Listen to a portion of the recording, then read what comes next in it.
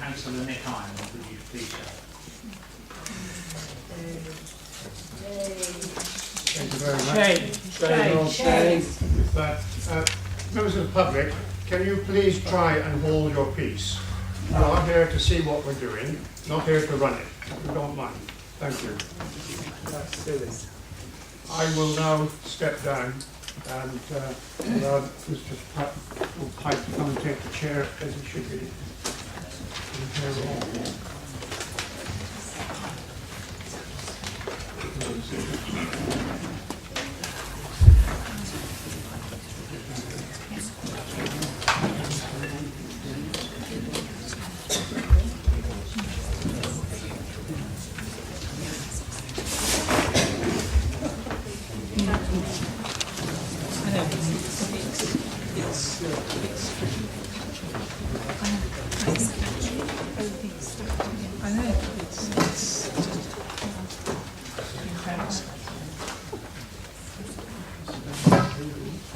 Well, thank you, members, for your support.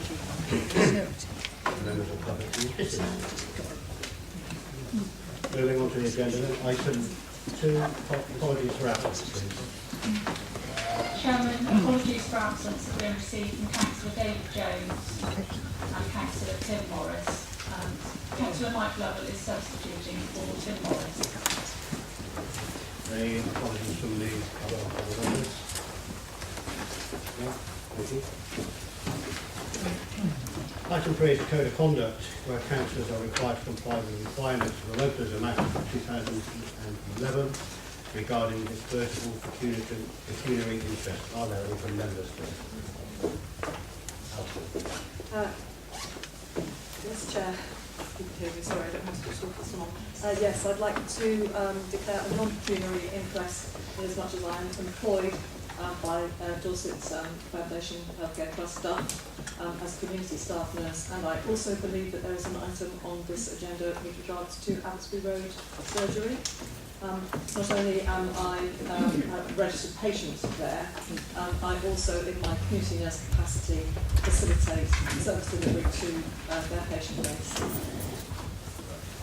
Jonathan, would you like to ask a question of you? Could I just query that is definitely a non-pecuniary interest that you're declaring, because for the first part of it, I think you were declaring your employment. Yes, that's correct. It's declaring my employment, and obviously if there is anything that occurs on the agenda that could be deemed as influencing a pecuniary interest, I would take advice from you as a monitoring officer. Peter. Thank you, Chairman. It's a non-pecuniary interest. I'm actually a governor at your hospital. Thank you very much. Any others? Ray? Then I'll come to you. Yes, thank you, Chairman. I'm declaring a non-pecuniary interest as I'm a member of the Council of Governors for the Dorset County Hospital NHS Foundation Trust. Kevin. Thank you, Mr. Chairman. There's likewise general interest in Governor of Dorset County Hospital. My son is a patient at Abbotsbury Road surgery.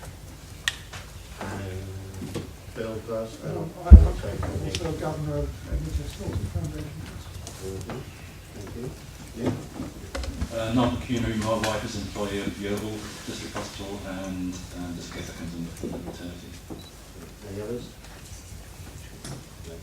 I think a monitoring officer will agree that none of those are pecuniary interests. And so they may take part in the debate and vote accordingly unless other interests emerge during the proceedings. Okay, thank you. Moving on to item 4, which are the minutes, confirm and sign the minutes of the meeting held on the 15th of June 2018.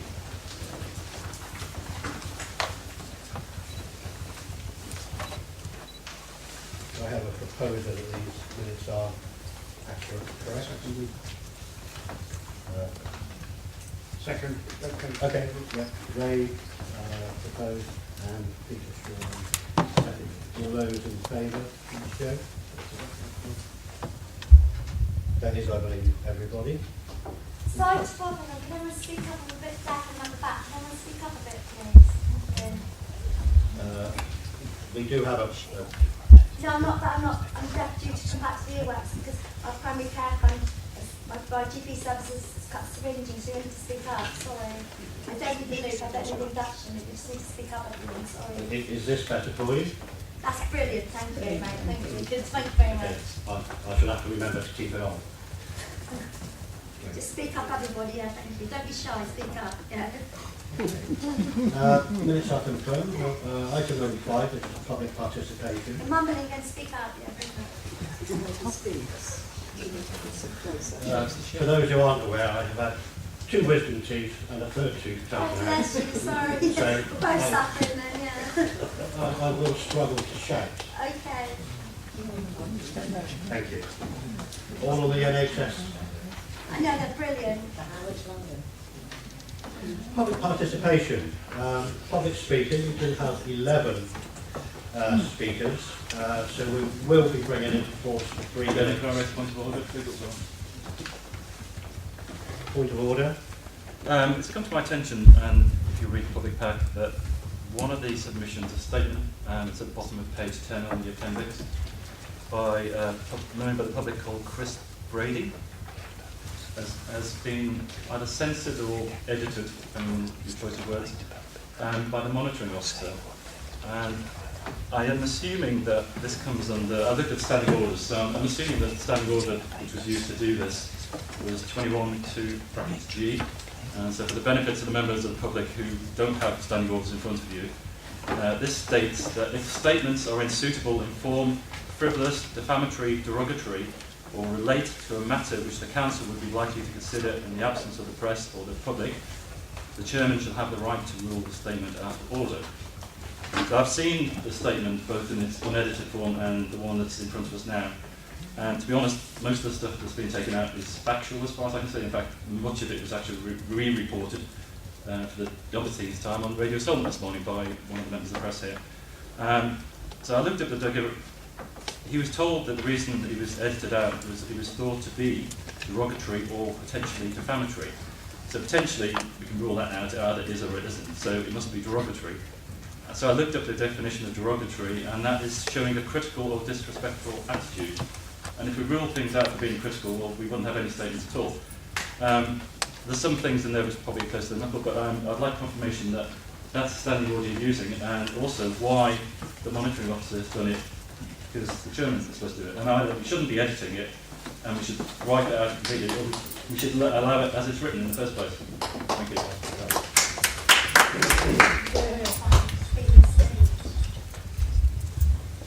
Chairman, I can confirm that that is the standing order that was relied upon. We have two things here.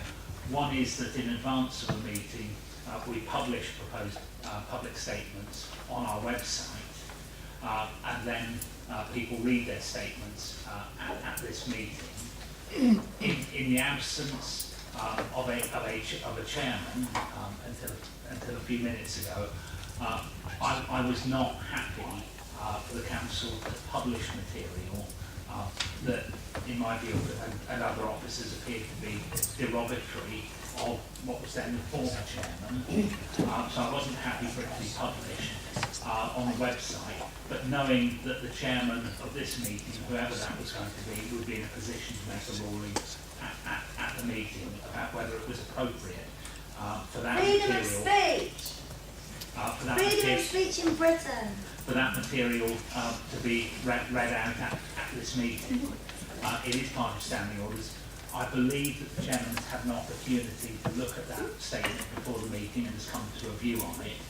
So in accordance with standing orders, it is for the chairman to decide whether the section in question should be read here today. But as a holding position, I was not happy for it to be published on the website.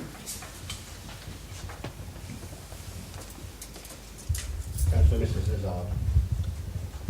Thank you, Chairman.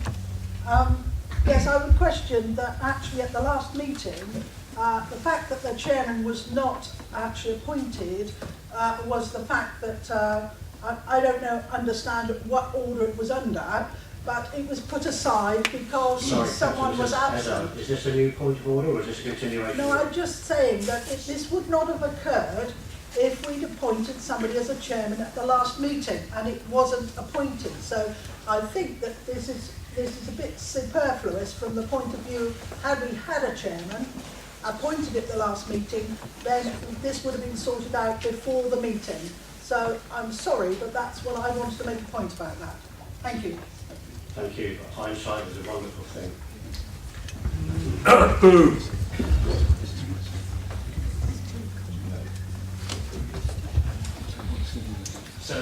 So the chairman has just made clear to me his decision that the relevant section of Mr. Brady's comments, the section that I've described as derogatory, should not be read out.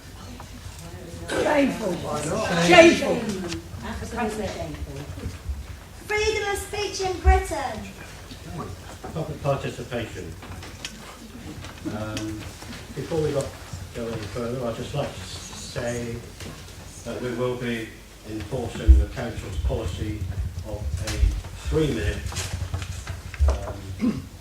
time limit on all those who wish to speak. And I can start with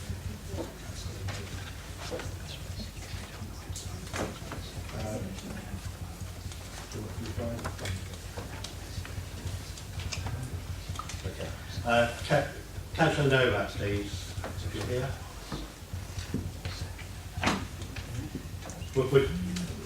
Is he here? No? Okay. Second speaker? Second speaker is...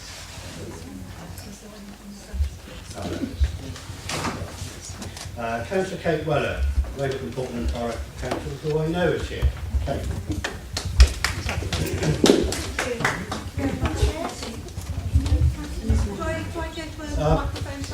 Please come to the table. I think you can, there's a seat available for you there.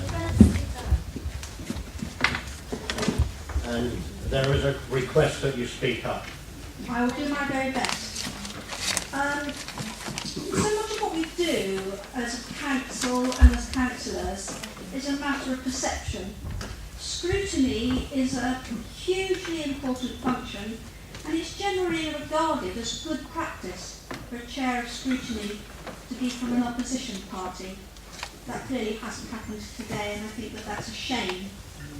What I really wanted to say today was that last Thursday evening at Wembley Portland Borough Council's full council meeting, a notice of motion was debated asking for support from the council to request from this committee an independent review of the plans to reorganise health service within the borough and clearly also across the whole of the county.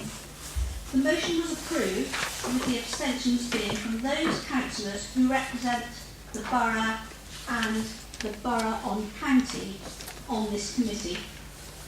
I'm sure it's not necessary to do so, but I'd like to remind those two councillors that their colleagues overwhelmingly supported the motion, and I'm looking to you to do likewise at this committee, representing your colleagues' thoughts. Others will state much more eloquently than I the risk across the county to human life by these reorganisation plans.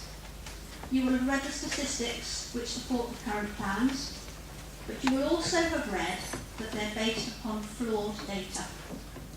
You will have read that the risks to human life are within acceptable parameters. Acceptable to whom? Not to the young man who loses his wife and unborn child. Not to the older person whose life is changed forever or lost because treatment for a stroke was too late. We have 3 large accommodations, Wellington, Portland, Bournemouth and Poole. These areas are fed by inadequate rural roads, and where the roads are better, they are heavily congested. To reduce services to the west and in Purbeck is to sign a death warrant for its residents.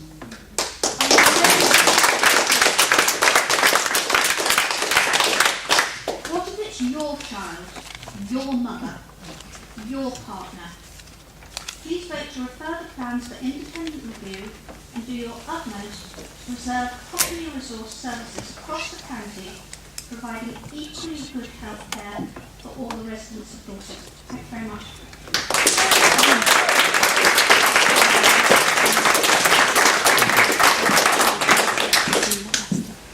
Thank you, Councillor Weller.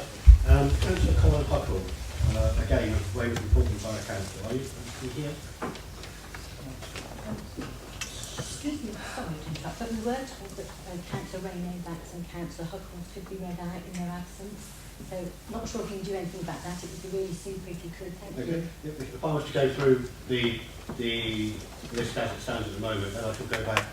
Oh, brilliant. Thank you. I'm quite happy to read out those statements, if that's okay. If somebody who hasn't had a tooth removed, that would be great. Certainly. Okay, so Colin's not here. Giovanna Lewis.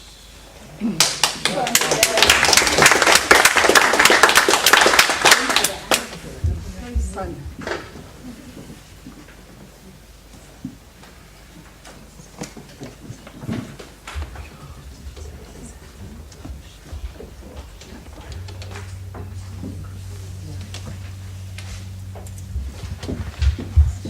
There we go. I think it's very sent.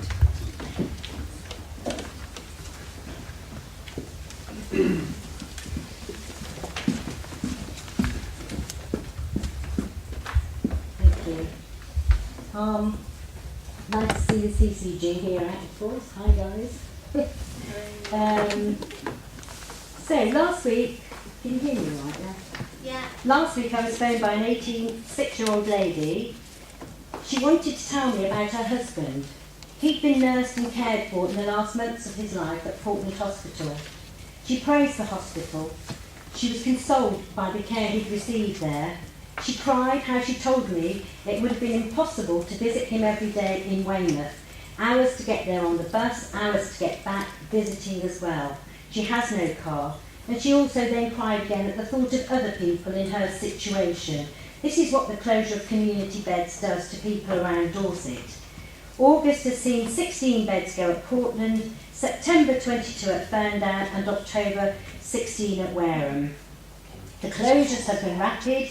We've been told there are insufficient staff, yet we also find that care closer to home, which is supposed to replace all of these community hospitals, needs 670 more staff. And that there were also, in the CCG's plan, they declared 230 staff they were short of.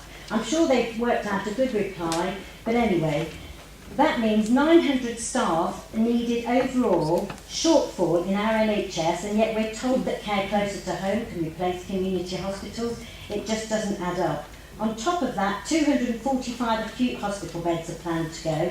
How can care closer to home work? With regard to emergency medical care, Portland and Weymouth also need access to these. Portland is the regional trauma unit for Dorset and the specialist maternity unit, I am told, for babies born under 32 weeks. Moving this specialist unit to Bournemouth will impact on all of Dorset's residents. How long will it take us to get there? How much damage will occur if we have to spend longer in ambulances or cars?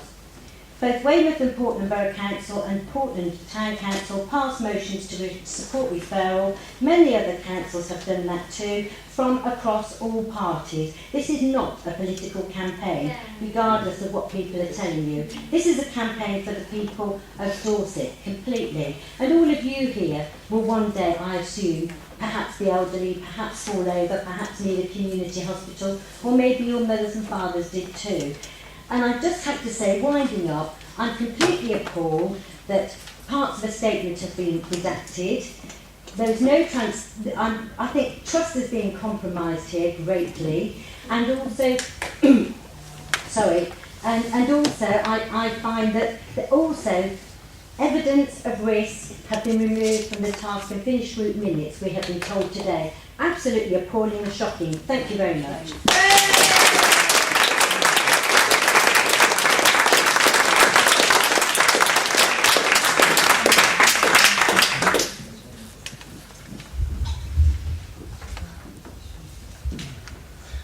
Thank you, Giovanna. Claudia or Claudia Sorin is unable to attend. I shall read her statement at Mayor Mackney, which Deborah Page is going to read. Deborah, are you Yes, I'm reading on behalf of Maya Mackney from Swanage. This is something she wrote entitled A Short Dash to Dorset. It was 8 o'clock when my waters broke. I was reading my son his bedtime story, The Snail and the Whale, appropriate for me at nearly 2 weeks overdue. I dutifully and calmly rang Dorchester Hospital and they said, come in when you've been having contractions less than every 5 minutes, apart for an hour. Remember, it's your second though, so things can be a little speedier than with your first. Where do you live? Swanage? Don't leave it too late. Come in soon. Oh, how right they were. What followed can only be described as a scene from a film, a really painful film playing on the fast forward button. At around 9 o'clock, I started getting painful contractions, and by 9:30 we decided to leave for Dorchester. My husband drove calmly out of Swanage. By Corfe, the speedometer was reading 70 miles an hour. By Wareham, the leather interior of our Honda had nail marks in it, 80 miles an hour. By the Monkey World roundabout, an ape had climbed into the passenger seat, 90 miles an hour. On the road from Monkey World to Dorchester, my daughter decided she wanted to have a little look at the world, to see if she liked it, 100 miles an hour. The renegade ape sitting next to my husband was emitting a series of guttural noises. I don't care if there is a red light. I think there were a fair few, I can feel the heads thrown in for good measure. On Dorchester High Street, every red light was sped through at 120 miles an hour. This is no exaggeration. We fully expected him to lose his licence. In between contractions, I called in to explain, and at 9:58 we swung into the Dorchester Maternity Unit car park to be greeted by 3 midwives, 2 doctors, and a wheelchair. I couldn't sit on the wheelchair on the top of my daughter's head because it might have been squashed. 10:02, in the lift, I asked for some drugs. They laughed. 10:04, I begged for some drugs. They rubbed my back and smiled. At 10:06, she was born. Somewhere between 10:04 and 10:06, Bella had shoulder dystocia. Her shoulder was stuck with her head out. Somewhere between 10:04 and 10:06, we received expert and speedy care from a team of excellent NHS midwives and doctors to manoeuvre her out. At 10:07, we heard the wonderful sound of her crying loudly from the other side of the room. To put the severity of the situation into context, if my husband hadn't driven at 120 miles an hour, if the hospital had been further away, if funding cuts had happened sooner and Dorchester Maternity were to have been closed, my husband would have been put in a situation to attempt to successfully deliver her in the back of our car in a lay-by on the way to the other side of Bournemouth. This would not have been successful, I'm sure. She would have been stuck in distress on a lay-by halfway to Bournemouth, and the result just doesn't bear thinking about. This campaign is so very important to our town, which is so very pretty, but so very cut off from medical care. My short story shows how difficult it is to get from Swanage to Dorchester, let alone Bournemouth, in an unforeseen maternity emergency.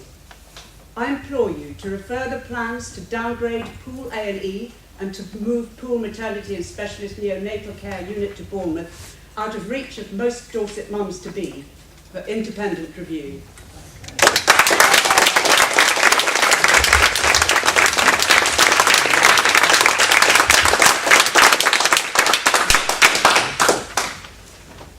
Thank you very much, Deborah, and would you thank Mayor for her statement that you've read out. Debbie Monkhouse is next. Debbie, please.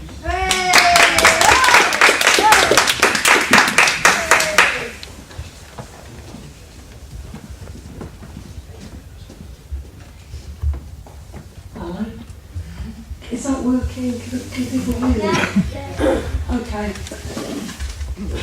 Okay. Really the theme of what I'm trying to say is to implore you to address the clinical risk that is inherent in these plans to downgrade Poole A&E and close Poole Maternity. This has not been addressed by the CCG. The Ambulance Trust report shows that over the 4 months, January to April last year, 132 of the patients who attended Poole Hospital by ambulance would have been at risk of harm if Poole A&E and maternity was not there. This scales up to 396 patients at risk each year. Yet Dorset Clinical Commissioning Group claims there is minimal or no risk.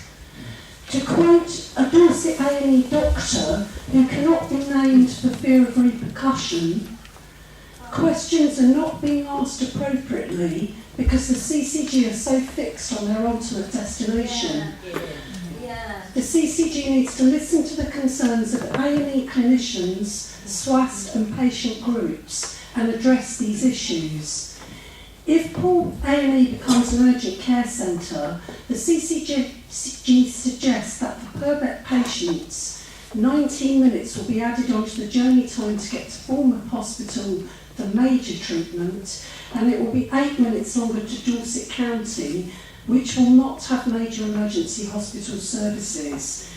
Even 8 minutes is a long time for a critically ill patient. This is the Dorset A&E doctor's words, and quite simply means the difference between life and death for a critically ill patient. There are a range of conditions that cannot be treated in the ambulance where time to hospital is critical, as the patient could die at any moment. It cannot be argued with any honesty that in these cases, longer journey time to access treatment is irrelevant. The Ambulance Trust report corroborates this. It identifies many patients whereby longer transfer time could have led to patient death or disability. While those arriving at a better resource facility may do better, this does not address the issue of those who die en route, or for whom treatment has come too late to avoid permanent disability. This is an argument for improving services at the existing hospitals, not for closing A&E and maternity departments. The A&E doctor assessed that of the 132 at risk of harm over 4 months, for 61, any longer journey time would be likely to prove fatal. This scales up to 183 residents likely to die each year. That's one person every other day. The figures of 396 at risk and 183 likely to die only quantify the risk to those arriving at Poole by ambulance, which excludes most child and a significant minority of adult emergencies. Also, of the 590 maternity emergencies treated at Poole last year, 80% of these mums didn't arrive by ambulance, and 251 of their newborn babies needed intensive or high dependency care. The CCG has not addressed the issue of clinical risk. The SWAST called for further review by a range of specialist clinicians. This work has never been completed in over a year.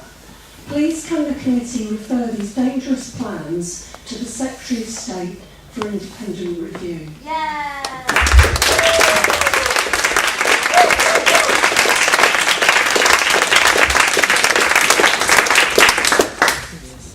Thank you very much, David. Chris Brady, up next. I'd like to take Dixon.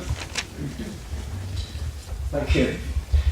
This is a crucial time for members of the Dorset House Scrutiny Committee to stand up for their residents. Lives will depend on your decision. What I'm given leave to say now reflects the seriousness of this moment. The recent judicial review revealed that the Dorset Clinical Commissioning Group plans to downgrade Poole A&E and close Poole Maternity will put at least 396 people a year and increase clinical risk. The CCG also plan to close 245 acute hospital beds and community hospitals or beds at Wareham, Portland, Ferndown, West Haven and Alderney. These plans will not improve health services for Dorset County residents.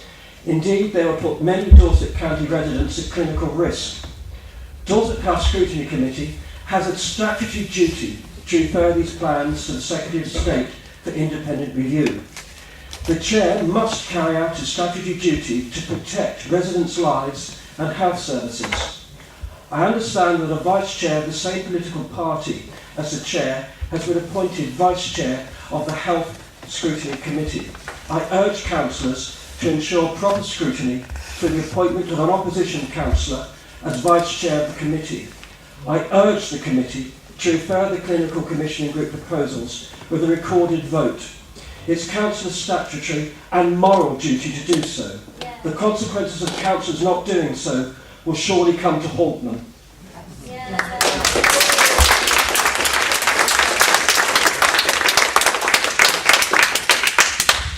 Thank you, Mr. Clark.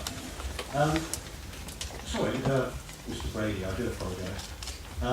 Steve Clark, up next, is the Vice Chairman of Port Castle Parish Council. Good afternoon. We presented to the Task and Finish Group our analysis of the fundamental flaws in the CCG's proposal, all based on the information in the CCG's own documents. To recap, these were the additional travelling times beyond safe limits, so well described by Debbie Monkhouse. Secondly, reduction of 800, that's equivalent to a hospital, 800 commissioned beds against the CCG's own forecast of need, set out in this document. The hopelessly unrealistic community health strategy, which was intended to achieve that reduction. And finally, the closure of community hospitals with apparently their replacement beds in large and distant institutions. We look forward to hearing how the committee has responded to these concerns and the judgments they've reached on them. In the year that we've been discussing this, the committee will want to assess whether events have strengthened the case for the proposed changes or not. These events include the new announcement of additional £20 billion for NHS, whereas these proposals were framed in the context of a similar level of shortfall. This must change the assumptions on which the CCG plan is based. Secondly, the increasing demand for accident emergency with both Poole and Bournemouth abandoning planned works to meet emergency demands last winter. We simply don't have enough beds in the system. Thirdly, the record levels of vacancies in NHS with a real crisis in community health and GP recruitment. And lastly, very much close to your home, worsening forecasts for local government complementary services such as adult social care, with several of your other councils now going under financially. Last week, the Care Quality Commission annual report said the NHS would not succeed without more resourcing for adult social care.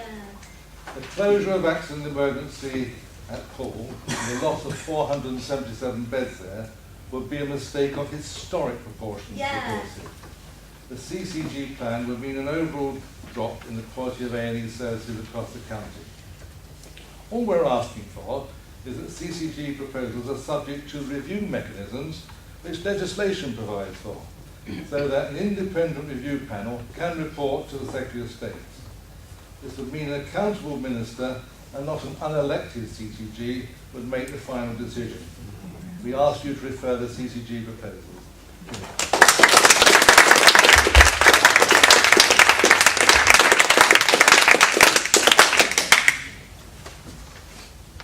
Thank you, Stephen. Next, Barry Tempest, who is a resident of Dorchester. Thank you, Mr. Chairman. Are you okay from there? I can speak, I think, from here and fill the room adequately. The judge in the judicial review of Dorset CCG's planning and consultation ruled, surprisingly, in view of his concluding comments at the hearing, that the CCG had, however narrowly, fulfilled its minimum legal obligations. It was the judge's duty to rule on legality. It was not his duty to decide on the fitness of the CCG's proposals for the well-being of NHS patients throughout Dorset. The latter responsibility rests with you, the DCC Health Scrutiny Committee. In view of the serious and well-grounded misgivings of which members of this committee must be fully aware, will you please now reconsider your earlier rather troubling decision and refer the CCG's proposals to the Minister for further review of their clinical fitness for purpose?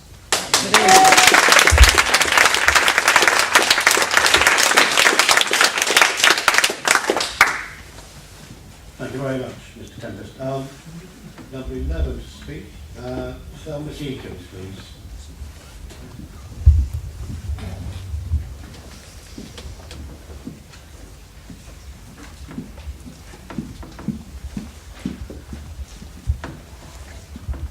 Hello, I'm a resident of Swanage.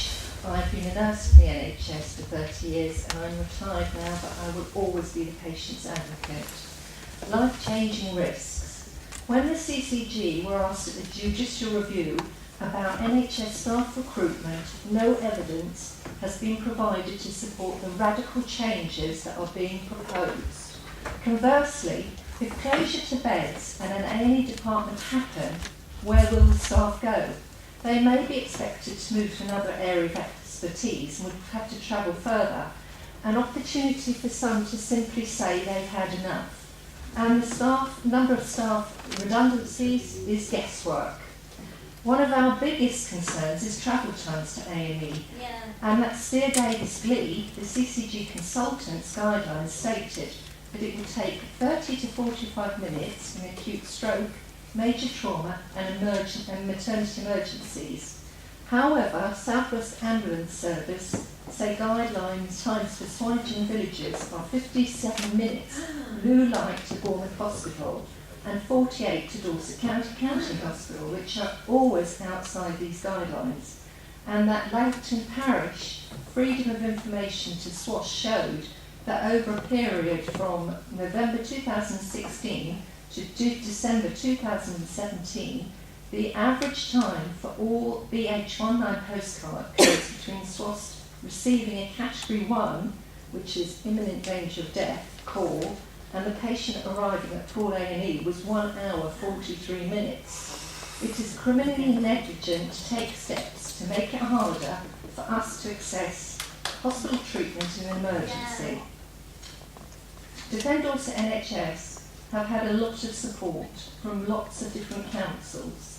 Some from Purbeck District Council, Swanage Town Council, Cork Parish Council, Worth Parish Council, Langton Parish Council, Portland Town Council and Weymouth and Portland Borough Council are all supporting us for referral. Please refer these plans for independent review. Thank you.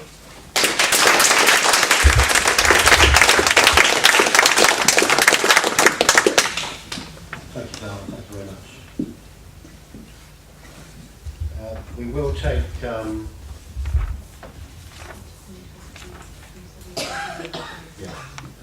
I will read out those that haven't been read out thus far. But we do need to hear from, on agenda item 10, being Darcy Edwards from Bridport. Are you here?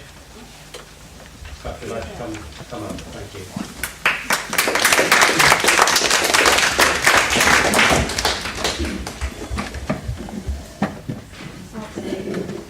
You have read all the technical reasons why Flash should be made available to people living with diabetes in Dorset in my written question.